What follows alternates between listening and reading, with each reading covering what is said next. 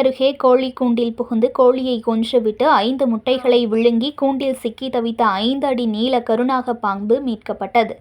மயிலாடுதுறை மாவட்டம் சீர்காழி அருகே புத்தூர் மதக்கடி பகுதியில் எஸ்தர் நாகலிங்கம் என்பவர் வீட்டில் கோழிக்கூண்டில் கருநாகம் பாம்பு புகுந்து கோழியை கொன்று கூண்டிலிருந்த 5 கோழி முட்டைகளை விழுங்கிவிட்டு கூண்டை விட்டு வெளியேற முடியாமல் தவித்து சீறியது.